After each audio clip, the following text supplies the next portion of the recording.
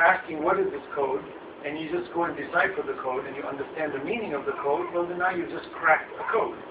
And now every time you read that code, you know what it means. And that's all we're asked of from Allah. We don't have to become linguists and speak Arabic, although it would be ideal if we could, but you don't have to. So I think certain du'as, I think we should take them some time to learn it and to read it in Arabic. I think it's very important because that is really a prelude or an encouragement to the Quran. Now the Quran should be recited in Arabic, although it's not obligatory. We can read the Quran in any language. But you will never understand the meaning of the Quran unless you know it in Arabic. You will never understand the essence of the Quran unless you know it in the Arabic. Look, I'm not an Arab. And Arabic is not my language, and I don't claim to be an expert in Arabic. But I'll tell you, that which I know of the Quran, the Arabic that I know, is a universe apart from all the languages that I know. When I read a verse in the Quran and I know its meaning now, wow, it's a quintessential level. You know, you can't describe it. It has so many meanings. It puts you in a different zone, different world of understanding. And what is beautiful about Arabic is that every word in Arabic, some of them, have over 100 meanings. One word can have hundreds of meanings, depending on how you conjugate it. Even that same conjugated word can have multiple meanings. So Arabic is a very rich language. And what's beautiful about Arabic is its core language is built from verbs. It's a very active language. It's a moving language. It's not an idealistic language. It's a pragmatic language. I love about it. So if you look at all the words, you know, they originate from a verb, which is an action of some sort. And that verb now gives movement to something. And if you can understand that, now when you're reading that verse, and when Allah is using that particular word there, and if you understand it, you see a dimension you can't see in any language. Language is just English, especially. English is an economic language. It's not a descriptive language. Arabic is highly descriptive. Other languages that contend with Arabic is Urdu and Persian, you know, they're close. But even they cannot compete. Because even if you look at Urdu, although Urdu I think is a little like Farsi. Farsi is very gender neutral. You know, To and Shama is gender neutral. But Arabic is very gender sensitive. Everything is gender. You know, Gujarati is like that. Gujarati has got a gender. Every object is gender. But Arabic is much richer than Gujarati. So let's assess that and say to ourselves, what's the value of this language that God has chosen for me? And it's like a gem. And the more I peel, the brighter it shines to me, right? So why am I denying myself peeling? Why should I look at the surface all the time? Spend the rest of your life peeling it. That's the journey of life. That's what makes life so valuable. Otherwise, what's the objective? What? Rack the millions in your bank account? Okay, so you go and buy cars and buy homes. There'll come a point you get sick and tired of it. You know, you have to sell it to get rid of it. But look, imagine just pursuing knowledge towards Allah. It's an infinite journey, and each dimension puts you at a higher level of existence. I think that's a great journey.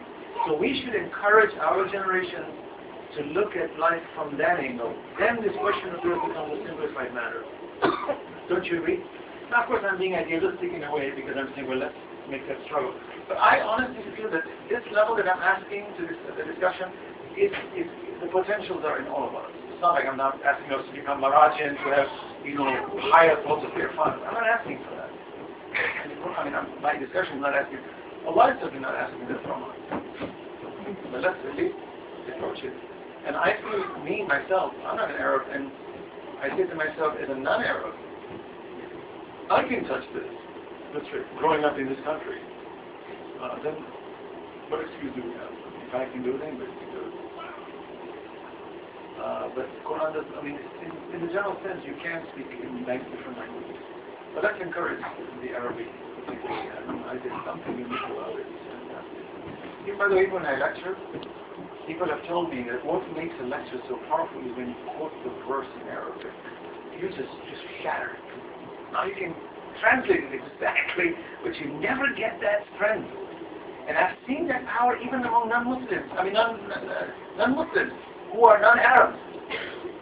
I could be reciting a verse in a university environment, and I'll quote a verse in an audience that's predominantly non-Muslim, and they're mesmerized by it. These guys don't even know what I'm reading. It sounds Greek to them, but they're mesmerized by it. Imagine the power of Arabic. Quran, it's very powerful. Something about it is very different. So let's master it. I would highly advise us all to master it. Let's not take this excuse. Look, I'm from this country. My language is not that. If we say that, yeah, we'll never do it. If I say education is difficult, I'll never go to school. You had a question, brother. I just wanted to go back to the camp, the relevance of the name that he chose for Camp Taha? Taha is the Prophet's name, you know, Holy Prophet sallallahu alayhi wa sallam's name.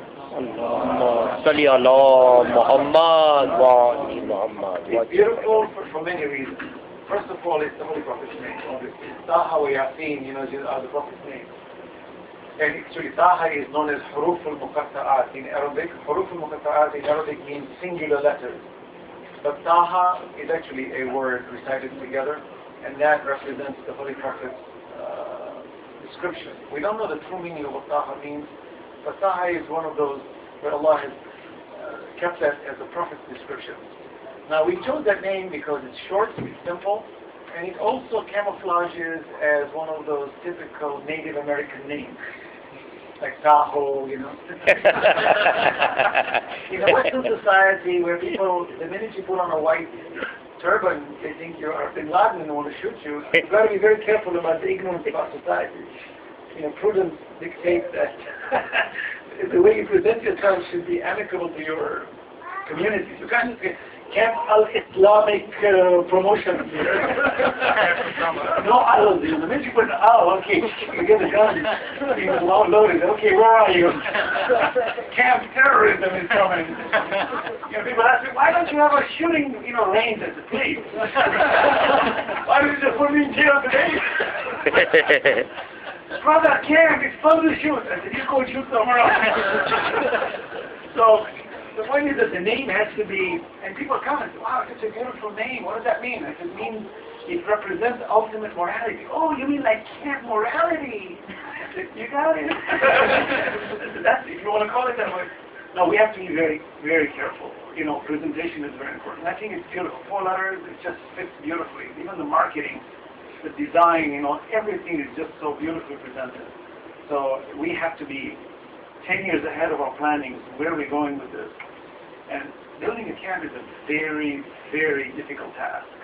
It's very difficult because of regulations, because of, especially an Islamic camp. There are 12,000 camps in the United States. 12,000.